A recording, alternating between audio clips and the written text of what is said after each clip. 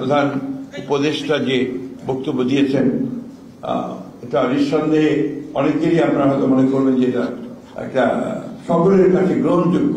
তিনি তো এত ডিপ্রেসড হয়ে গেছেন যে তার অনেক সময় তিনি বললেন খুবই ডিপ্রেসড।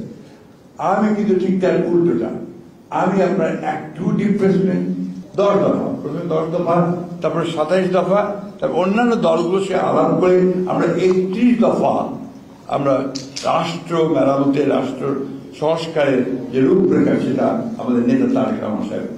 গণতান্ত্রিক প্রতিষ্ঠান না থাকার জন্যই কিন্তু আজকে এই দুর্দশায় আমাদের করতে হচ্ছে। আজকে সেই জন্যই আমরা মনে করি যে আমাদের প্রধান দায়িত্ব হবে যে আমরা যখন যেখানে আছি, যে অবস্থায় আছি, সেখানে আমরা আমাদের দায়িত্বটা পালন করবো, অর্থাৎ গণতন্ত্রকে প্রাতিষ্ঠানিক রূপ দেওয়ার চেষ্টা করব। আমি মাহমুদ ভাইকে আন্তরিক ধন্যবাদ এবং কৃতজ্ঞতা জানাতে এই জন্যে যে তিনি আজকের বক্তব্য যারা দিয়েছেন তাদের মধ্যে প্রথমে তিনি একটা কথা বলেছেন যে এখন এই যত দ্রুত আমরা নির্বাচনের মধ্য দিয়ে একটা নির্বাচিত সরকার প্রতিষ্ঠা করতে পারবো ততই আমাদের মঙ্গল হবে এবং তার মধ্য দিয়ে আমরা সেই যাত্রাটা শুরু করতে পারবো। আমি হতাশা কিছু দেখি না, এখানে অনেকেই হতাশা প্রকাশ করছেন। আমার নেতা মাহমুদ ভাই যাকে হাত দিয়ে আমরা শুরু, তিনি তো এত ডিপ্রেসড হয়ে গেছেন যে তার অনেক সময় তিনি বললেন খুবই ডিপ্রেসড। আমি কিন্তু ঠিক তার উল্টোটা, আমি আপনার একটু ডিপ্রেসমেন্ট।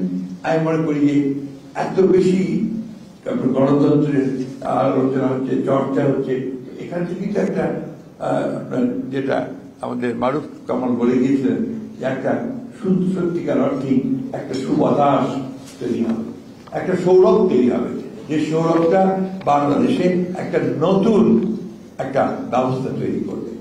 আমরা বিএনপির পক্ষ থেকে 2016 সালে বাংলাদেশের রাষ্ট্র ব্যবস্থা দিয়ে আপনার জনগণের যে আশা আকাঙ্ক্ষা পূরণ করতে পারছে না সেটা উপলব্ধি করে আমাদের নেত্রী সেটা কিন্তু ভিশন 2030 দিয়েছিলেন।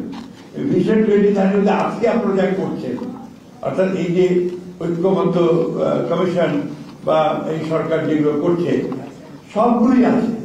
আমরা দ্বিপক্ষ বিষয় পার্লামেন্টের কথা বলেছিলাম, আমরা আপনার প্রধানমন্ত্রীর ক্ষমতাকে সীমিত করার কথা বলেছিলাম, তার কয়টা অংশ থাকবে সেগুলো বলেছিলাম, এগুলো সবই বলা আছে, জুডিশিয়ারির উপরে সব বলা আছে। পরবর্তীকালে আবার যখন আমরা অত্যাচার নির্যাতন আরো বাড়লো তখন কিন্তু আমরা প্রথমে 27 দফা, তারপরে 10 দফা, প্রথমে 10 দফা, তারপরে 27 দফা, তারপর অন্যান্য দলগুলো সে আলাপ করে আমরা 31 দফা আমরা রাষ্ট্র মেরামতে, রাষ্ট্র সংস্কারের যে রূপরেখা সেটা আমাদের নেতা তারেক রহমান সাহেব প্রকাশ করেছেন। সুতরাং আজকে অনেকেই আপনার কিছুক্ষণ আগে বললেন যে আমরা সংস্কারের পক্ষে নই বা বিপক্ষে কথা বলছি। I think that true. এইবারকার সংস্কারের সমস্ত আপনার যে উদ্যোগ এবং যে কাজ শুরু করা, এটা বিএনপি শুরু করেছে। আমি একটা কথার উপর জোর দিতে চাই, এটা হচ্ছে যে আজকে যেটা আমাদের ডক্টর মঈন খান বলেছেন যে ডিসএগ্রিমেন্ট তো থাকবেই, সবাইকে একমত হবে, একমত হবে না।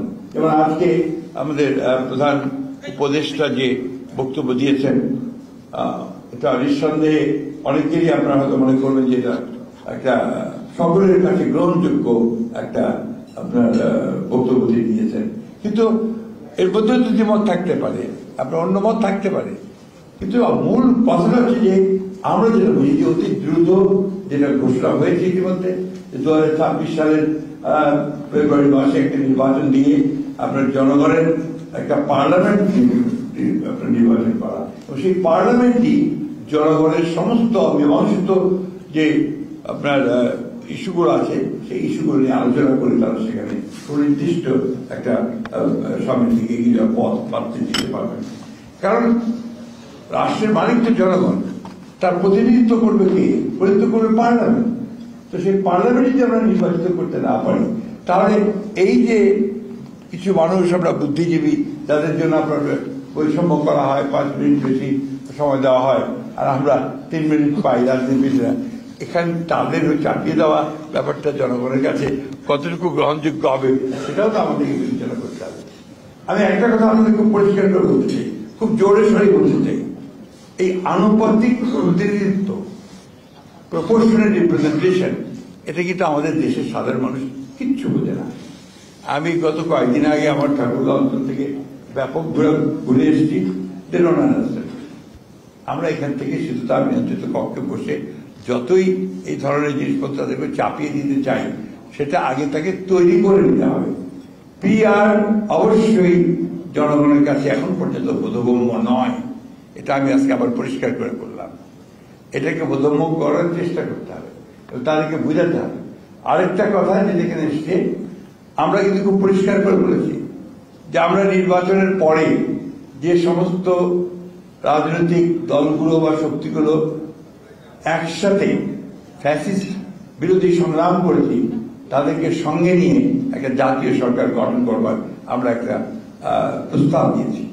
এবং সেখান থেকে প্রমাণিত হয় যে আমরা আসলেই এই জাতিকে সত্যিকার অর্থে মূল জায়গাগুলোতে ঐক্যবদ্ধ করে আমরা সামনের দিকে এগিয়ে যেতে চাই। আমার মনে হয় যে এই বিষয়গুলো আমরা যদি সবাই অনুধাবন করি, উপলব্ধ করি, তাহলে নিশ্চয়ই আমরা আমাদের সামনের দিকে এগিয়ে যেতে পারবো। এবং আবারও রিপিট করতে চাই, পুনরাবৃত্তি করতে চাই যে নির্বাচনই একমাত্র বিকল্প একটা গণতান্ত্রিক ধারায় ফিরে যাওয়া। ধন্যবাদ।